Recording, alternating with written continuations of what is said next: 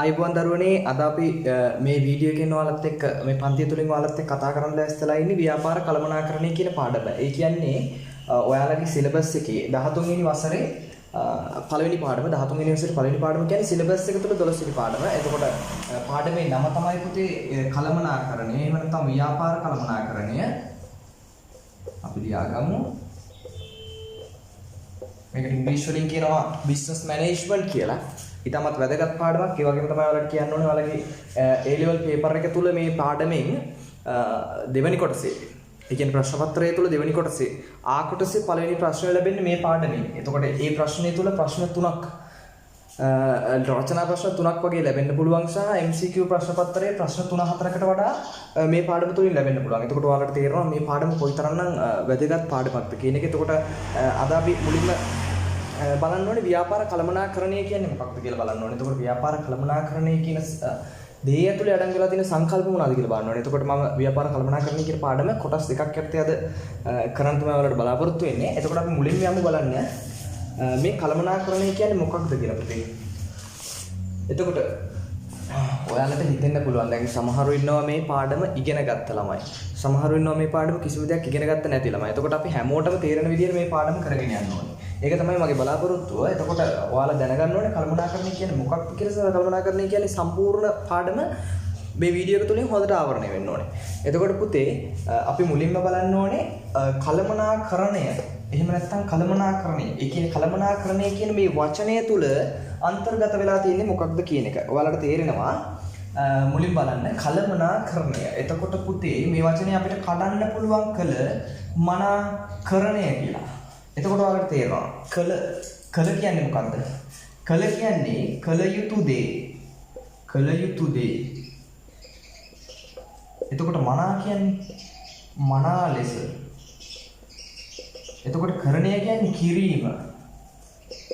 කිරීම කියන්නේ පුතේ ක්‍රියාවලියක්. ඒ කියන්නේ process එකක්, set of activities. ඒ වගේ process එකක්. කිරීම කියන්නේ ක්‍රියාවලියක්. එතකොට කළ යුතු දේ.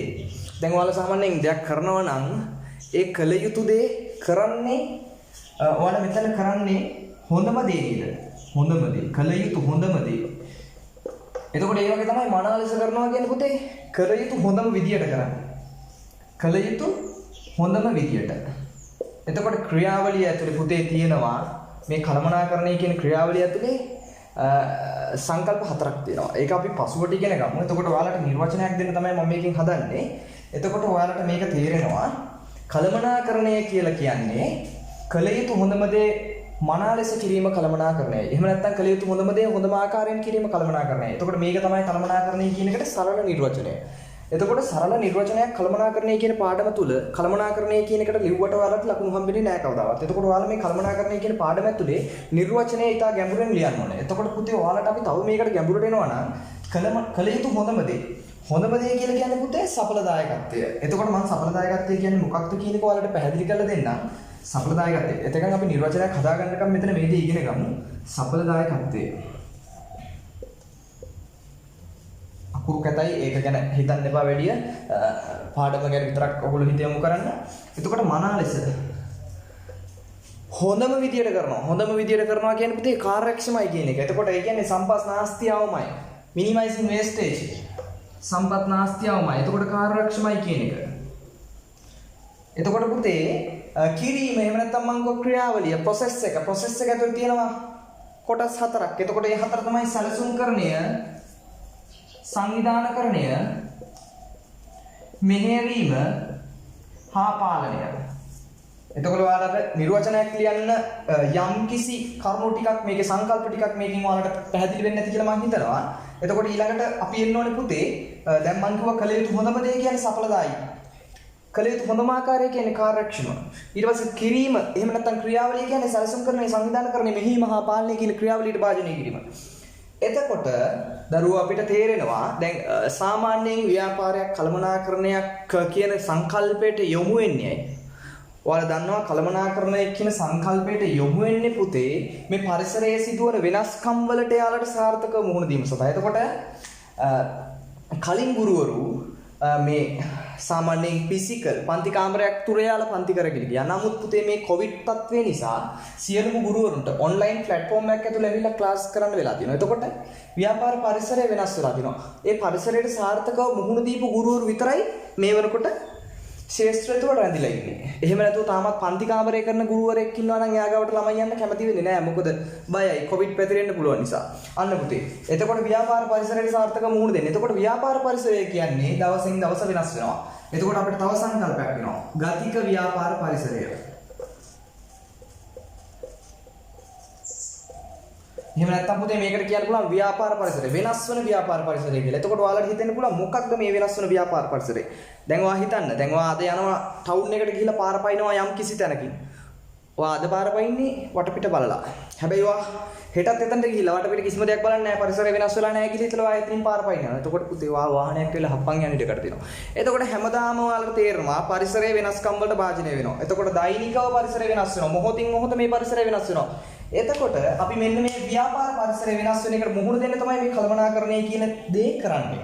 එතකොට දැන් ඔයාලට තව සංකල්පයක් ආවා ගතික ව්‍යාපාර පරිසරය කියන එක. අපි යන තව දෙයක්. එතකොට පුතේ මේ කළමනාකරණය කියන ක්‍රියාවලියට ඔයාලා කරාට පස්සේ මේ සංවිධානයකට තියෙනවා අරමුණු හා පරමාර්ථ කියලා දෙයක්. දැන් ඔයාලට තියෙනවනේ අරමුණු හා පරමාර්ථ කියලා දෙයක්. දැන් ඔයාලට තියෙනවා A level exam එක හොඳට පාස් වෙලා කම්පැනි එක ජෙනරල් මැනේජර් කෙනෙක් වෙන්න. එහෙම නැත්නම් කම්පැනි එක මාකටිං මැනේජර් කෙනෙක් වෙන්න. එහෙම නැත්නම් ඔයාලට වරලක් ගණකාධිකාරිවරයෙක්. ඒ කියන්නේ චාර්ටර්ඩ් ඇකවුන්ටන්ට් කෙනෙක් වෙන්න. ඒ වගේ ඔයාලට තියෙනවා ඉලක්කයක්. අරමුණක් තියෙනවා. අන්න ඒ වගේ පුතේ මේ සංවිධාන වලට තියෙනවා ඉලක්ක හා අරමුණු කියලා જાතියක්. එතකොට සංවිධාන වලට තියෙන මොනවාද ඉලක්ක හා අරමුණු?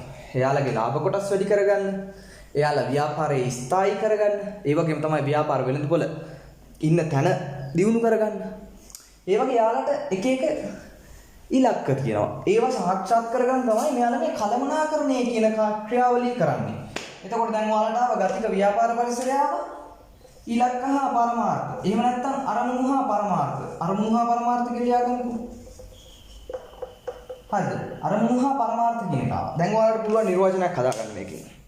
නිර්වචනය තමයි ගතික ව්‍යාපාර පරිසරයට අපි කව සාර්ථකව මුහුණ දෙන්න තමයි මේක කරන්නේ. ගතික ව්‍යාපාර පරිසරයට සාර්ථකව මුහුණ දීම සඳහා ගතික ව්‍යාපාර පරිසරයට සාර්ථකව මුහුණ දී සංවිධානයක් සතු ප්‍රකාශිත ඉලක්ක හා පරමාර්ථ.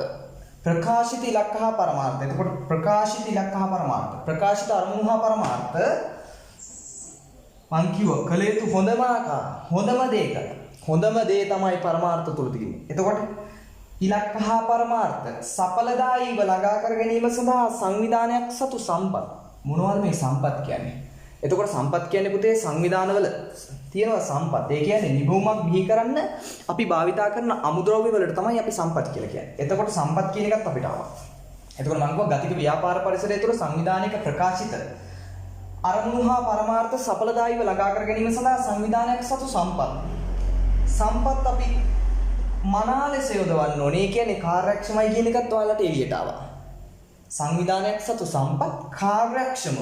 එතකොට අපි දැන් මෙන්න මේ ටික ඉවරයි. දැන් මේ process එකට යොමු කරන්න හදන්නේ. ක්‍රියාවලියට භාජනය කරන්න හදන්නේ.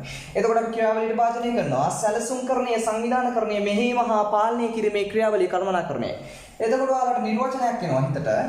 ගතික ව්‍යාපාර පරිසරය තුළ සංවිධානයක ප්‍රකාශිත අරමුණු හා පරමාර්ථ සඵලදායීව ළඟා කර ගැනීම සඳහා සංවිධානයක් සතු සම්පත් කාර්යක්ෂමව සැලසුම්කරණය, සංවිධානකරණය, මෙහෙයීම හා පාලනය කිරීමේ ක්‍රියාවලිය කළමනාකරණය. දැන් ඔයාලට කළමනාකරණය කියන්නේ මොකක්ද කියලා හොඳට ඔළුවට යන්න ඇති. එතනින් එහාට පුතේ කළමනාකරණය කියන එකට දැන් නිර්වචනයක් අපි ලියාගත්තා. දැන් ඒක හරියි. ඊළඟට ඔයාලා දන්නවා මේ කළමනාකරණයේ පාඩම මොකක්ද තියෙන වැදගත්කම. දැන් ඔයාලා හිතන්න පුතේ මේ පාඩම නොදැන ඔයාලට ඉදිරියට ගමනක් නැහැ. ඒ කියන්නේ ආප්පයක් හදන්න දන්නේ නැති මිනිස්සුන්ට කවදාවත් බෑ බිත්තර ආප්පයක් හදන්න. ආප්පේ හදන්න දන්නේ නැති මිනිස්සුන්ට කවදාවත් බෑ පැණි ආප්පයක් හදන්න. එතකොට ආප්පේ හදන එක මුලින් දැනගෙන ඉන්න ඕනේ. අන්න ඒ වගේ තමයි මේ කළමනාකරණය කියන්නේ. කළමනාකරණය කියන එක මූලික දේ දැනගෙන හිටියට පස්සේ තමයි මේ පුද්ගලයාට පුළුවන් මෙහියුම් කළමනාකරණය, අලෙවි කළමනාකරණය, මූල්‍ය කළමනාකරණය, එහෙම නැත්නම් මානව සම්පත් කළමනාකරණය අන්නේ ටික කරගෙන යන්න පුළුවන් මෙන්න මේ ව්‍යාපාර කළමනාකරණය කියන පාඩම හොඳට දැනගෙන හිටියොත් විතරයි. එතකොට අපි දැන් කළමනාකරණය කියන්නේ මොකක්ද කියලා හඳුනාගත්තා. අපි බලමු මේ නිර්වචනය ඇතුලේ තියෙන සංකල්ප එකින් එක විග්‍රහ කරලා.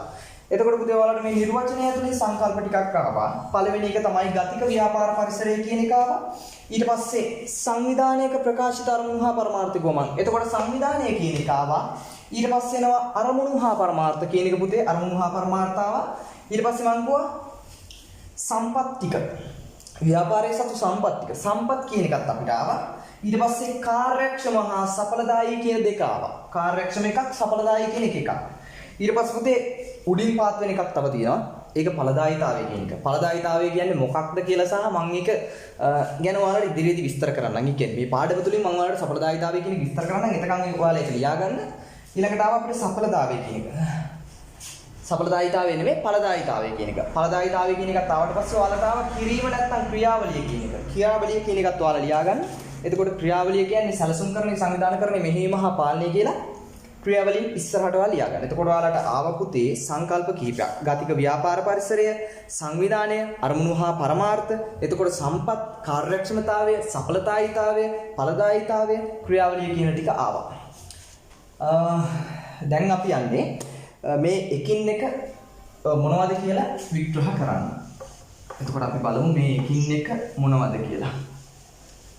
හරි. මුලින්ම අපි යමු බලන්න අපි පළවෙනියෙන් ගත්ත එක මොකක්ද? ගතික ව්‍යාපාර පරිසරය. ගතික ව්‍යාපාර පරිසරය. එක ගතික ව්‍යාපාර පරිසරය. මම ඔයාලට කිව්වා ගතික ව්‍යාපාර පරිසරය කියන්නේ එදිනෙදා වෙනස්කම් වලට භාජනය වෙන ව්‍යාපාර පරිසරය. ඒ කියන්නේ වෙනස්කම් වලට භාජනය වෙන අභ්‍යන්තර හා බාහිර පරිසරයට අපි කියන පුතේ ගතික ව්‍යාපාර පරිසරය. නැත්නම් වෙනස් වෙන ව්‍යාපාර පරිසරය. ඒක හරි සරල සංකල්පයක්. ඒකේ තරම් ලොකුවට මතක තියාගන්න දෙයක් නෙමෙයි. එතකොට ගතික ව්‍යාපාර පරිසරය කියන එක අපි හරි. අපි එනවා සංවිධානය කියන එකට. සංවිධානයක් කියන්නේ මොකක්ද? යම්කිසි සංවිධානයක්. එතකොට සංවිධානයක් වුණාම පුතේ යම්කිසි ප්‍රකාශිත පරමාර්ථ එකක් හරි කිහිපයක් හරි තියෙනවා. එතකොට සංවිධානයක් වුණාම දැන් ඔයාලා හිතන්න මුකුත් පරමාර්ථයක් නැතුව ඔහේ කරගෙන යන සංවිධාන නැහැ. අනිවාර්යෙන් හැම සංවිධානයක යම්කිසි පරමාර්ථ එකක් හරි කිහිපයක් හරි තියෙනවා. එතකොට පළවෙනි එක ආව පුතේ පරමාර්ථ එකක් හෝ කිහිපයක් තිබීම. අපි සංවිධානය කියන එකක් එතකොට මේ සංවිධානය පරමාර්ථ එකක් හෝ කිහිපයක් තිබීම. එතකොට දෙවෙනි එක අපිට ගන්න පුළුවන් පුද්ගලයන් සිටීම. පුද්ගලයන් සිටීම. එතකොට ඔයාලා බලන්න ඇති පුද්ගලයන් මොකටද? දැන් ඔයාලට හිතෙන්න පුළුවන් පුතේ සංවිධානයක් වුණාම පුද්ගලයන් ඉන්න ඕනේ නැහැ. එහෙම නැතුව කරගෙන යන්න පුළුවන් සංවිධාන නෑ පුතේ. අනිවාර්යෙන් සංවිධානයක් වුණාම පුද්ගලයන් ඉන්න ඕනේ. දෙන්නෙක් හරි ඊට වැඩි පිරිසක් හරි අනිවාර්යෙන් ඉන්න ඕනේ සංවිධානයක් වුණාම. එතකොට අපි ඊට පස්සේමු සංවිධානයක් කියන්නේ එක්කෙනෙක් කියත් සංවිධානයක් තමයි. හරිද? අපි ඊට පස්සේමු මේකේ තව දෙයක් තියෙනවානේ. ක්‍රමවත් සංවිධාන ව්‍යුහයක් තියෙනවානේ. ක්‍රමවත් සංවිධාන ව්‍යුහයක් තියෙනවානේ. හරි. එතකොට ඔයාලට එනවා මේකේ නිර්වචනයක්. සංවිධානයක් කියන්නේ ප්‍රකාශිත පරමාර්ථ එකක් හෝ කිහිපයක් මුල් කරගෙන පුද්ගලයන් සිටින ක්‍රමවත් සංවිධාන ව්‍යුහයක් ඇති දෙයක් සංවිධානයක් ලෙස හඳුන්වන්න පුළුවන්. එතකොට සංවිධානයක් කියනකොට මෙන්න මේ තුන අනිවාර්යෙන් තියෙන්න ඕනේ. ඔයාලා මතක තියාගන්න ඕනේ සංවිධානයක් කියන්නේ මොකක්ද කියලා. එතකොට මේ නිර්වචනය අතරින් පුතේ මෙන්න මේ තුන අනිවාර්යෙන් ගැප් වෙලා තියෙන්න ඕනේ. හරි. ඊට පස්සේ අපි එනවා පුතේ ඊළඟට කතා කරේ අපි අරමුණු හා පරමාර්ථ කියනවට. මොනවද මේ අරමුණු හා පරමාර්ථ කියන්නේ? දැන් ඔයාලගේ ජීවිතයේ ඉලක්ක තියෙනවා. අරමුණු තියෙනවා. එතකොට පරමාර්ථ දෙනවා. ඔයාලා කවදා හරි හිතන් ඉන්න පුළුවන් මම ජෙනරල් මැනේජර් කෙනෙක් වෙනවා. එහෙම නැත්නම් වරලත් ගණකාධිකාරීවරයෙක් වෙනවා. එතකොට පුතේ ඒක පරමාර්ථයක්. පරමාර්ථයක් කියලා කියන්නේ පරමාර්ථයක් හා අරමුණු කියලා කියන්නේ. එතකොට පරමාර්ථයක් කියන්නේ මොකක්ද කියලා මුලින්ම බලමු. පරමාර්ථයක් කියන්නේ පුතේ ඔයා කවදා හරි දවසක ජෙනරල් මැනේජර් කෙනෙක් වෙනවා. ඒ කියන්නේ ඔයා දිගු කාලයේ සාක්ෂාත් කර ගැනීමට අපේක්ෂා වන දේවල් පරමාර්ථ. ඔයා දිගු කාලයේ සාක්ෂාත් කර ගැනීමට අපේක්ෂිත දේවල් පරමාර්ථ. අරමුණු කියන්නේ මොකක්ද? මේ පරමාර්ථ ටික සාක්ෂාත් කරගන්න පුතේ ඔයා කෙටි කාලයක් තුල ළඟා කරගන්න කැමති වෙන දේවල් තියෙනවනේ. දැන් ඔයා හිතන්න දැන් ඔයාගේ පරමාර්ථය තමයි පුතේ A level කොට දාගන්න එක. තව ඔයාලට කල් තියෙනවා. එතකොට ඒක දිගු කාලීනයි. ඔයා A level කොට දාගන්න. එතකොට ඔයා විභාගයට ආපු O level කරලා ආපු ගමන් ඔයා හිතනවා මම A level හොඳට කොට දාගන්නවා. එතකොට ඒක තමයි ඔයාගේ පරමාර්ථය. එතකොට ඔයා ඒකට ඉලක්ක වශයෙන් ඔයා ඉස්කෝලේ තියෙන වාර විභාග වලට ලකුණු ගන්නවා. ඉස්කෝලේ පන්තියේ පළවෙනියා වෙනවා. එතකොට account class එකේ පළවෙනියා වෙනවා. business studies class එකේ පළවෙනියා වෙනවා. econ class එකේ පළවෙනියා වෙනවා. අන්න ඒ වගේ වාට තියෙන අරමුණු රාශියක්. ඒ අරමුණු ටික එකින් එක සාක්ෂාත් කරගෙන ගිහිල්ලා ඔයා දවසක අනිවාර්යෙන් ඔයාගේ පරමාර්ථයක් සාක්ෂාත් කරගන්නවා. අන්න ඒකට තමයි පුතේ පරමාර්ථ හා අරමුණු කියලා අපි කියන්නේ. හරි. අපි යමු ඊළඟ සංකල්පයට සම්පත්. එතකොට මම කිව්වා සම්පත් කියන්නේ මොනවද කියලා. සම්පත් කියන්නේ යම්කිසි නිමවුමක් නිර්මාණය කිරීමට යොදා ගන්නා යෙදෝ. ඒවා අපිට මෙහෙම හඳුන්වන්න පුළුවන්. භෞතික මූල්‍ය මානව එහෙම නැත්නම් තොරතුරු මේ විදිහට හඳුන්වන්න පුළුවන්. නැත්නම් මිනිසුන් යන්ත්‍ර ක්‍රමෝපායන් මුදල් ඔය වගේ අපිට හඳුන්වන්න පුළුවන්. එතකොට සම්පත් කියන්නේ මොකක්ද කියලාත් අපි දැනගත්තා. ඒ කියන්නේ ව්‍යාපාරයක යම්කිසි නිමුමක් ලබා ගන්න අපි භාවිතා කරන යෙදවුම් ටික සම්පත් කියලා අපි හඳුනාගත්තා. ඊට පස්සේ දැන් අපි හතරක් දැන් ඉවරයි. අපි ඊට පස්සේ එනවා පුතේ කාර්යක්ෂමතාවය කියන්නේ මොකක්ද කියලා. මේ විකම කන්න වෙනවා ඔයාලට මේ කාර්යක්ෂමතාවය කියන එක කියන්නේ. එතකොට අපි හතරක් ඉවරයි. හතරක් අපි කරලා ඉවරයි. හරි. අපි යමු කාර්යක්ෂමතාවය කියලා කියන්නේ මොකක්ද කියලා. මං කිව්වා කාර්යක්ෂමතාවය. මං කිව්වා ඔයාලට මනා ලෙස කළ යුතු හොඳම විදියට කරන එකට තමයි අපි කියන්නේ කාර්යක්ෂමතාවය කියලා. එතකොට පුතේ කාර්යක්ෂමතාවය කියන්නේ මොකක්ද? හොඳම විදියට කරනවා. ඒ කියන්නේ අවම යෙදවුම් ප්‍රමාණයක් භාවිතා කරගෙන උපරිම නිමවුමක් ලබා ගන්න එක තමයි අපි කියන්නේ කාර්යක්ෂමයි කියලා. එතකොට මේ කාර්යක්ෂමයි කියන එක පීටර් ඩකර් විසින් නිර්වචනයක් ඉදිරිපත් කළා තියෙනවා කටයුතු නිවැරදිව කිරීම. එතකොට ඔයාලා ඒක මතක තියාගන්න පීටර් ඩකර්ගේ නිර්වචනයට අනුව කටයුතු නිවැරදිව කිරීම අදහස් කරන්නේ කොහොමද කියලා අහුවත් කාර්යක්ෂමතාවය කියන එක. හරි. කාර්යක්ෂමතාවය කියන්නේ මොකක්ද එතකොට? අවමේදම් ප්‍රමාණයකින් උපරිම නිමුමක් ලබා ගන්න එක. ඊට පස්සේ අපි යමු පුතේ සඵලදායීතාවය කියන්නේ මොකක්ද කියලා. සඵලදායීතාවය.